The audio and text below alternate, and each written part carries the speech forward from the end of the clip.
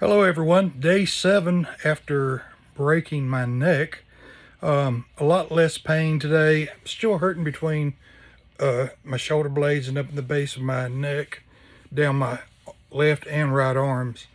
The scar under my neck seems to be healing good. No adverse effects from that. I'm growing somewhat of a beard because it's really difficult to shave when you broke your neck. So, the reason I'm making this video to give you an update, so many people have asked, Dwayne, how in the world did you break your neck?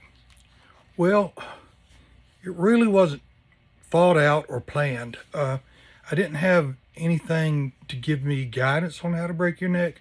It just really happened so fast that my natural ability took over, and there it was, a done deal. So, you live, you learn. Yes. During Hurricane Helene, a little backstory first. During Hurricane Helene, the winds blew the air on and off the camper, and just tore the awning completely apart. And thankfully, Progressive repaired it, $3,500 damage. So we got a new awning, and this was the first time we were going to use it. Went down to the beach, and it monsooned on us Tuesday, all the way down to Myrtle Beach from Mount Holly. Yes, so late that evening we got down there, probably 4:30ish. It was not raining. The rain had stopped, the wind had stopped blowing, but it was still cloudy, and we knew that bad weather was behind us. We just didn't know quite how far. So we decided to go to McDonald's real quick down the road, across the street from the Ocean Lakes campground, and get something to eat. We did. Then we went into McDonald's and to Walmart and picked up some odds and ends that we were going to need for during the week. Some little, drinks and etc. Whatever. When we went to leave Walmart, Glenda says, "Oh my God, look at how it's raining outside." It was raining sideways. And the wind was blowing and gusting. It looked like a tropical storm had come in. And I said, "Oh my God, I bet my awning's tore up again." It's a brand new awning, and I did not roll it out before we left. Note to self again, do that every time. Before you leave, roll your awning in. Do not leave with your awning out. So don't leave your awning unattended. It'll break your neck. Anyway, yes, I still got my sense of humor, and I've had it the whole way. Even in the hospital, they would say, "You sure don't have the personality of someone who just broke his neck."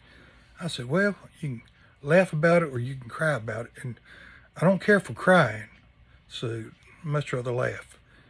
At any rate, we got back to the campground, and sure enough, it had tore the pop rivets out the wall of the outside wall of my camper, and had blown my tarp back up and back over the top of our camper. I said, "Well, I will golly ding on a bing dang little make up a few more words." So something to that. I don't remember exactly what I said. Hope you don't either, Lord. But the next morning there was an ambulance chaser, an awning repairman driving around, asking if people needed help with their awning. So I wasn't able, really physically, I shouldn't have been working on it, period.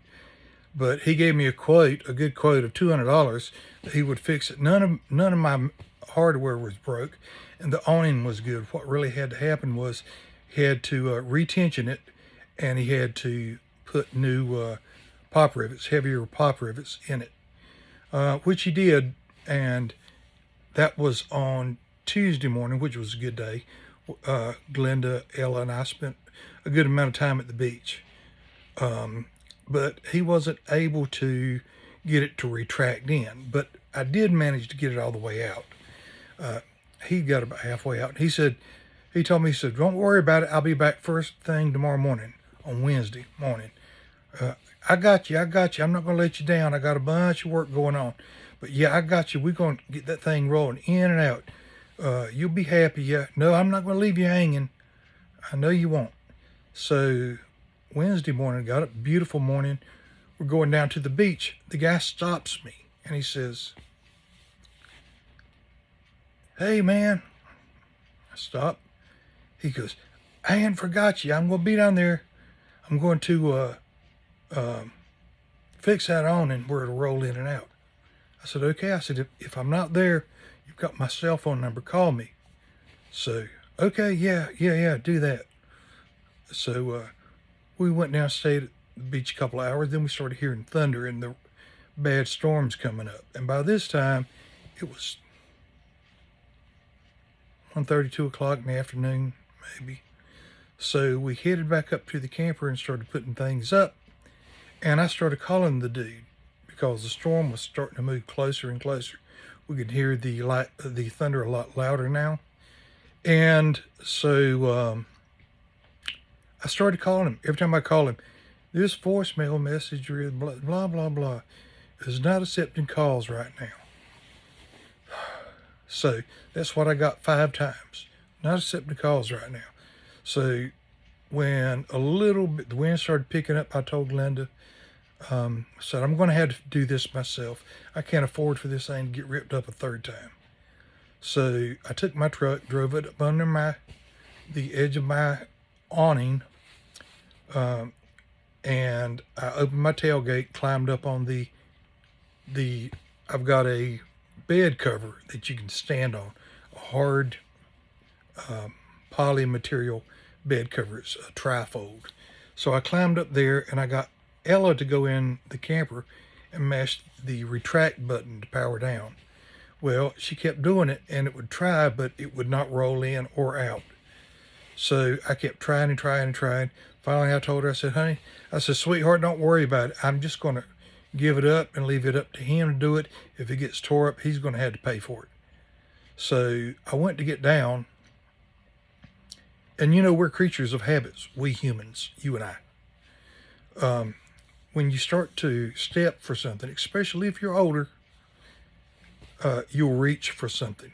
So I was wanting to step down off my bed cover onto my tailgate. So before I did, I started picking one leg up to go over the side, and with my right hand, I reached out to take hold of the awning. And when I did, the awning folded down and threw me into a fall, and I hit my shoulder. I'm lucky it didn't get broken on the tailgate of the truck, and I flipped again. And my neighbors both said it was a pile driver, head first, straight down into the asphalt.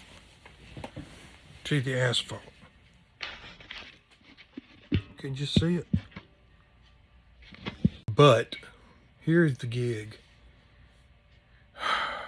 When my head hit here, it pushed my neck that direction.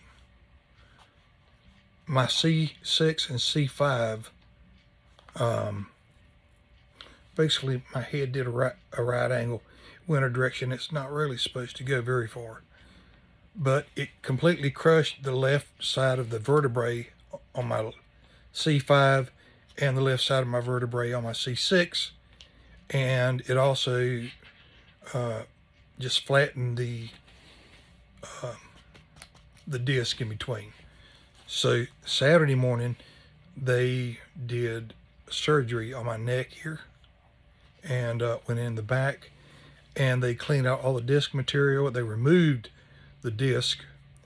They removed the crushed material from my vertebrae, and they put in new a new, well, it's a screen mesh, wire mesh, and they fill it with some kind of material that hardens up, and the body thinks it's compatible with human growth.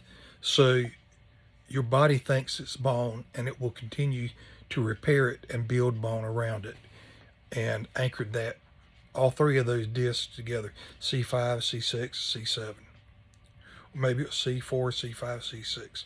3 they fused together. And then they put new